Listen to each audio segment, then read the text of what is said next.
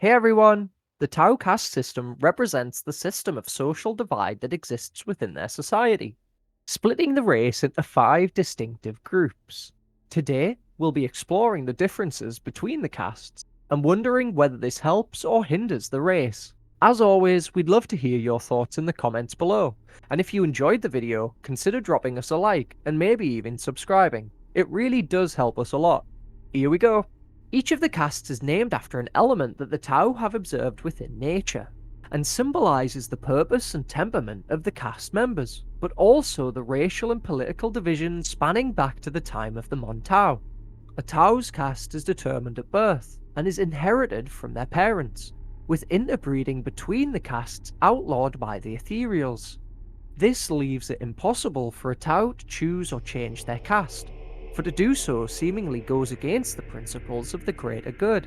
The system was initially established by the Ethereals to broker peace between the warring Tau factions, with the focus being placed on achieving the greater good and outlining that every member would benefit from having a role within their society. It is important to note that the culture promotes that every member is an essential part of the society as a whole, for the needs of the whole outweigh the needs of the few. The Earth caste are the backbone of Tau society, comprising of farmers, labourers and technicians. These are responsible for the building and maintenance of machines, the cultivation of food supplies and building of Tau structures. As such, roles such as engineers, artisans and scientists exist within the Earth caste. Whilst it might be easy to think that the Earth caste have nothing of real note to provide the Tau, it was the cleverest of these that first designed the now legendary Tau battlesuit. In the times before the uniting of the Tau, the Earth caste lived in cities and fortresses of stone to defend themselves from their warring neighbours. The caste has always been hard-working, and appears squatter than their kinsmen, with calloused hands and a pragmatic outlook on their lives that often can be blunt and matter-of-fact to those not of their caste. Most notable of the Earth caste is a battlesuit pilot known as Ovessa, a member of Commander Farsight's elite team, which is a highly unusual statement, for it's the fire caste that make up the warring elements of the Tau. However, Ovessa is said to be an old ally of Commander Farsight, kept alive by micro-drones of his own creation. The warrior pilots a modified XV-104 Riptide suit, and has fought within the Damocles Crusade. Members of the Water caste ensure the smooth communication between all castes within Tau society, and with its Xenos allies. The caste is made from merchants, diplomats and administrators, which seek to make shrewd deals with their Xenos allies while supervising their integration into their society to best serve the greater good. So adept are they with speechcraft that they are capable of talking former loyal subjects of the Imperium to the side of the greater good, or in a slightly more grim-dark setting, convince a raving drug addict to hunt and kill their former dealer, whatever best serves the greater good. Watercasts tend to be more tall and slender than their kin, and often have softer features that allow for greater expression to be displayed in conversation. The caste will observe and study a race before interaction, and will learn to mirror behaviours and mannerisms to disarm and promote conversation with new races. This then allows the Tau to work towards adding the Xenos into their fold.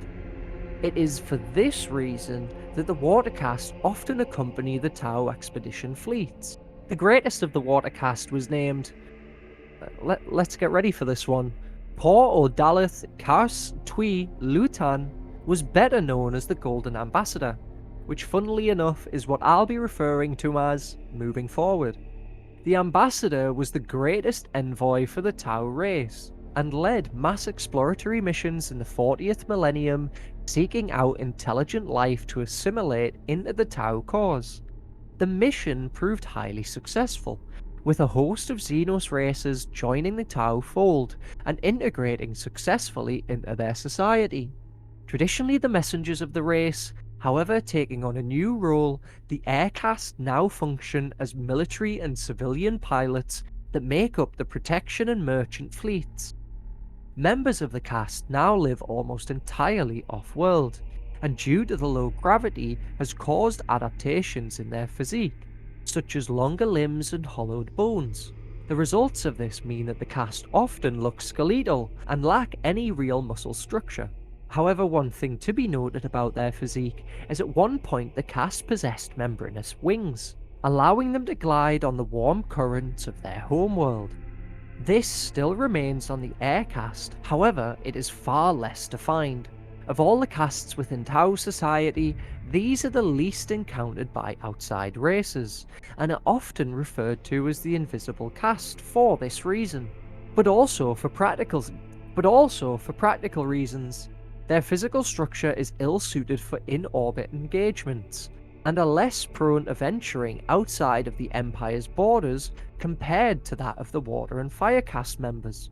One thing that should be noted is that Tau pilots are often considered superior to that of their Imperium counterparts, owing this to their superior depth perception and higher acceleration tolerance, and have been noted to display incredible selflessness in battle. However, they do lack the experience that Imperium pilots hold. Nearly all Tau campaigns begin with a massive aircast deployment, with fighters and bombers assigned to achieve specific objectives, alongside support options to ensure that this can be achieved in a realistic timescale. Once battle has been joined by the Tau forces, the aircast will soar above the battlefield and work in perfect cohesion with their Firecast kinsmen. Their efforts in the sky allow the Firecast opportunities for free movement to dominate the battlefield. Supreme Admiral Corvanan commanded the Navy fleet that confronted and defeated High Fleet Gorgon at Kel Shan, after a hard-fought campaign that saw heavy losses. 3 Tyranid ships managed to escape the Void battle, with the Admiral ordering his forces to take chase, believing that they might make contact with other Tyranids and transfer their knowledge to the Hive Mind. The Supreme Admiral was last seen pursuing these 3 ships into the Void. The Firecast make up the military elements of the Tau Empire, more specifically their ground forces. These are professional soldiers with a training regime beginning moments after their birth. Discipline, fitness, and hard work are the virtues they strive towards, and it is common for fire teams to be raised from childhood together to form strong connections. To be a fully fledged Firecast warrior, one must have completed the rigorous training and to have passed the final rite of passage. This signifies a change in the warrior that they are now ready to serve the Tau Empire, and those that fail this final challenge are never heard from again. The physiology of the Firecast is different to any other Tau, for they are tall and possess wiry corded muscle which gives them their strength. The caste never stop in their preparations for war, with their academies being purpose-built to refine and educate the Tau warriors in the ways of warfare. For war is an art form that can be studied, appreciated, and then applied. The 2 most common forms of tactic used by the hunter cadres are the Mondka and the Kayon, with each being studied in detail within the academies. Both are derived from ancient hunting techniques. The Kayon represents the luring of the prey to the hunter. In contrast, the Mondka involves running the prey to the ground. Whilst some hunter cadres will have their preferences, the master warriors of the academies stress that both must be considered to effectively deal with all foes. Of course, the most famous of the Firecast is Commander Farsight, the legendary battlesuit pilot, which is said to lead a breakaway Tau colony. The tales and actions of Commander Farsight are worthy of their own video, and to skim through them now would be a disservice to him. So if you want to know more about Commander Farsight, let us know by hitting the like button.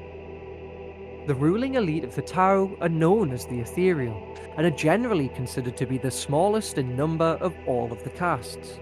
Despite this, they are the rulers of the Tau Empire, and command with near total authority, and have earned the loyalty of all Tau.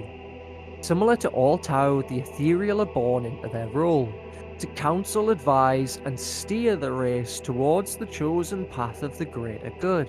They seek to embody both the roles of priesthood, and royalty within Tao society, and are often regarded with some mysticism.